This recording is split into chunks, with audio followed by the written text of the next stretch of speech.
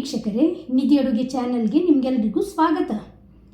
ಏನಾದರೂ ತಿನಿಸು ಅಥವಾ ಸೈಡ್ ಡಿಶ್ ಮಾಡಬೇಕಂತಾದರೆ ಥಟ್ಟನೆ ನಮ್ಮ ಮನಸ್ಸಿಗೆ ಬರುವುದು ಮೊಟ್ಟೆ ಬಳಸಿ ತುಂಬ ಟೇಸ್ಟಿಯಾದ ಅನೇಕ ಖಾದ್ಯಗಳನ್ನು ನಾವು ಮಾಡ್ಬೋದು. ಇವತ್ತು ಮೊಟ್ಟೆಯನ್ನು ಬಳಸಿ ಯುನೀಕ್ ಆದ ಎಗ್ ಬುರ್ಜಿ ಮಸಾಲವನ್ನು ಮಾಡೋಣ. ಇದನ್ನು ಎಗ್ ಕೀಮಾ ಮಸಾಲ ಅಂತ ಸಹ ಹೇಳ್ಬೋದು. ಚಪಾತಿ, ರೋಟಿ, ಅನ್ನದ ಜೊತೆಗೆ ತುಂಬ ಚೆನ್ನಾಗಿ ಹೊಂದಿಕೊಳ್ತದೆ. ಇವತ್ತು ಡಿಫ್ರೆಂಟ್ ಆದ ಮೆಥಡಲ್ಲಿ ಈ ಬುರ್ಜಿಯನ್ನು ಮಾಡ್ತಾ ಇದ್ದೇನೆ. ಹಾಗಾಗಿ ಟೇಸ್ಟ್ ಕೂಡ ಇದರದು ನಾವು ಮಾಮೂಲಿ ಮಾಡುವ ಬುರ್ಜಿಗಿಂತ ಡಿಫ್ರೆಂಟ್ ಆಗಿರ್ತದೆ ಹಾಗೂ ಹೆಚ್ಚು ರುಚಿಕರವಾಗಿರ್ತದೆ. ಬನ್ನಿ ಮಾಡುವ ವಿಧಾನ ನೋಡೋಣ. ಇಲ್ಲಿ 5 ಮೊಟ್ಟೆಯನ್ನು ಹೊಡೆದು ಒಂದು ಬೌಲಲ್ಲಿ ಸೇರಿಸಿದ್ದೇನೆ ಹಾಗೂ 3 ಮೊಟ್ಟೆಯನ್ನು ಬೇಯಿಸಿಟ್ಟಿದ್ದೇನೆ. ಇದನ್ನು ಈ ರೀತಿ ರೌಂಡಾಗಿ ಸ್ಲೈಸಸ್ ಮಾಡುವ. ಈ ರೆಸಿಪಿಯನ್ನು ನಾನು ಒಟ್ಟಿಗೆ 8 ಮೊಟ್ಟೆ ಬಳಸಿ ಮಾಡ್ತಾ ಇದ್ದೇನೆ. ಇಲ್ಲಿ ಬೌಲಲ್ಲಿ ಸೇರಿಸಿದ ಎಗ್ ಜೊತೆಗೆ ರುಚಿಗೆ ಉಪ್ಪು, ಅರ್ಧ ಸ್ಪೂನಷ್ಟು ಕಾಳು ಮೆಣಸಿನ ಹುಡಿ, 1/4 ಸ್ಪೂನಷ್ಟು ಅರಶಿನ ಹುಡಿ, ಅರ್ಧ ಸ್ಪೂನಷ್ಟು ಚಿಲ್ಲಿ ಪೌಡ್ರನ್ನು ಸೇರಿಸುವ. ಚೆನ್ನಾಗಿ ಇದನ್ನು ಬೀಟರಿಂದ ಅಥವಾ ಸ್ಪೂನಿಂದ ಮಿಕ್ಸ್ ಮಾಡಿಕೊಳ್ಬೇಕು. ಸೇರಿಸಿದ ಹುಡಿ, ಉಪ್ಪು ಮೊಟ್ಟೆಯ ಜೊತೆಗೆ ಚೆನ್ನಾಗಿ ಸೇರಿಕೊಳ್ಬೇಕು. ಈಗ ಕಡಾಯಲ್ಲಿ 3 ಸ್ಪೂನಷ್ಟು ಎಣ್ಣೆಯನ್ನು ಸೇರಿಸಿ ಗ್ಯಾಸ್ ಫ್ಲೇಮನ್ನು ಆನ್ ಮಾಡುವ. ಎಣ್ಣೆ ಬಿಸಿಯಾದ ತಕ್ಷಣ 1 ಸ್ಪೂನ್ ಜೀರಿಗೆ ಹಾಗೂ 2 ದಾಲ್ಚಿನ್ನಿಯ ತುಂಡನ್ನು ಸೇರಿಸಿ ಹುರ್ಕೊಳ್ಬೇಕು. ಇಲ್ಲಿ ಚೆನ್ನಾಗಿ ಇದನ್ನು ಹುರಿದು ಜೀರಿಗೆ ಸಿಡಿಯಲು ಪ್ರಾರಂಭವಾಗುವಾಗ 2 ದೊಡ್ಡ ನೀರುಳ್ಳಿ ಸಣ್ಣಗೆ ಹೆಚ್ಚಿಟ್ಟದನ್ನು ಸೇರಿಸಬೇಕು. ಇದನ್ನು ಈ ಜೀರಿಗೆ ಜೊತೆಗೆ ಎಣ್ಣೆಯಲ್ಲಿ ಫ್ರೈ ಮಾಡಿಕೊಳ್ಬೇಕು. ನೀರುಳ್ಳಿ ಫ್ರೈ ಆಗಿ ಲೈಟಾಗಿ ಕಲರ್ ಚೇಂಜ್ ಆಗುವಾಗ 1 ಸ್ಪೂನಷ್ಟು ಶುಂಠಿ ಬೆಳ್ಳುಳ್ಳಿದ್ದು ಪೇಸ್ಟನ್ನು ಸೇರಿಸುವ. ನೀರುಳ್ಳಿ ಜೊತೆಗೆ ಇದನ್ನು ಹುರ್ಕೊಳ್ಳುವ. ಈ ಜಿಂಜರ್ ಗಾರ್ಲಿಕ್ ಪೇಸ್ಟ್ ಇದು ರಾ ಸ್ಮೆಲ್ ಹೋಗಿ ನೀರುಳ್ಳಿ ಇನ್ನೂ ಸ್ವಲ್ಪ ಜಾಸ್ತಿ ಫ್ರೈ ಆಗಬೇಕು. ಅಷ್ಟು ಹೊತ್ತು ಇದನ್ನು ಹುರ್ಕೊಳ್ಳುವ. ಈ ಬುರ್ಜಿಗೆ 1 ಚಿಕ್ಕ ಕಪ್ಪಷ್ಟು ಹಸಿ ಬಟಾಣಿಯನ್ನು ಸೇರಿಸ್ತಾ ಇದ್ದೇನೆ. ಬಟಾಣಿ ಸೇರಿಸುವುದರಿಂದ ಇದರ ಟೇಸ್ಟ್ ಇದೆಯಲ್ಲ ಇನ್ನೂ ಸಹ ಚೆನ್ನಾಗಿ ಬರ್ತದೆ. ಬಟಾಣಿ ಸೇರಿಸಿ ಸ್ವಲ್ಪ ಹೊತ್ತು ಇದನ್ನು ಫ್ರೈ ಮಾಡಿಕೊಳ್ಬೇಕು. ಎಣ್ಣೆಯಲ್ಲಿ 2 ರಿಂದ 3 ನಿಮಿಷ ಫ್ರೈ ಆದ ಮೇಲೆ ಇದರಲ್ಲಿ 2 ಟೊಮೆಟೊ ಸಣ್ಣಗೆ ಹೆಚ್ಚಿಟ್ಟದನ್ನು ಸೇರಿಸುವ. ಇದನ್ನು ಸಹ ನೀರುಳ್ಳಿ ಜೊತೆಗೆ ಹುರ್ಕೊಳ್ಳುವ.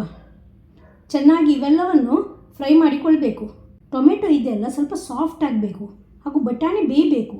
ಹಾಗಾಗಿ ನಾವು ಫ್ಲೇಮ್ ಲೋ ಮಾಡಿ ಇದನ್ನು 7 ರಿಂದ 8 ನಿಮಿಷಗಳ ಕಾಲ ಬೇಯಿಸಿಕೊಳ್ಬೇಕು. ಬೇಯಿಸುವಾಗ ನೀರು ಒಂದಿಷ್ಟು ಸೇರಿಸಬಾರ್ದು.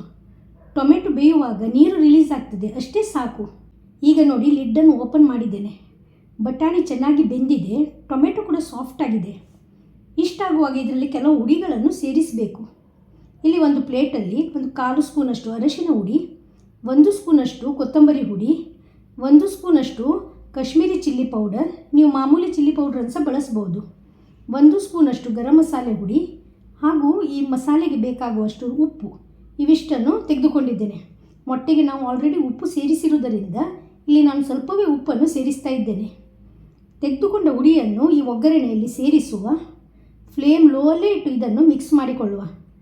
ಹುಡಿಗಳು ಚೆನ್ನಾಗಿ ಬೆರೆತ ಮೇಲೆ ಇದರಲ್ಲಿ ನಾವು ಆಗಲೇ ಬೀಟ್ ಮಾಡಿಟ್ಟ ಮೊಟ್ಟೆಯ ಮಿಶ್ರಣವನ್ನು ಸೇರಿಸಬೇಕು. ಮಿಶ್ರಣ ಸೇರಿಸಿದ ತಕ್ಷಣ ನಾವು ಇದನ್ನು ಕದಡಬಾರ್ದು, ಸ್ವಲ್ಪ ಸೆಟ್ ಆಗಲಿ. ನಂತರ ಮೆಲ್ಲನೆ ಇದನ್ನು ಮಿಕ್ಸ್ ಮಾಡಿಕೊಳ್ಬೇಕು.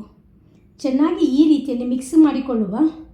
ನೀರಿನ ಪಸೆ ಇದೆಯಲ್ಲ ಕಂಪ್ಲೀಟಾಗಿ ಡ್ರೈ ಆಗಬೇಕು, ಅಷ್ಟು ಹೊತ್ತು ಇದನ್ನು ನಾವು ಹುರ್ಕೊಳ್ಬೇಕು.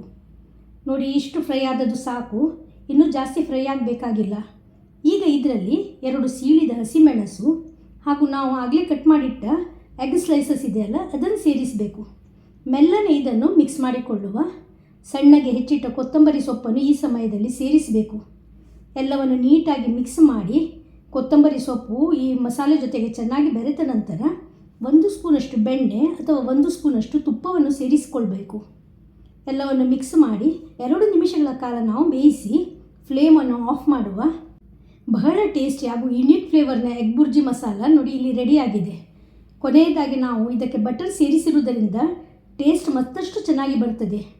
ಯಾವಾಗಲೂ ಒಂದೇ ಥರದ ಬುರ್ಜಿ ತಿಂದು ಬೇಜಾರಾಗಿದ್ದರೆ ಈ ರೀತಿ ಹೊಸ ವಿಧಾನದಲ್ಲಿ ಟ್ರೈ ಮಾಡಿ ಮನೆ ಮಂದಿ ಜೊತೆಗೆ ಸವಿಯಿರಿ.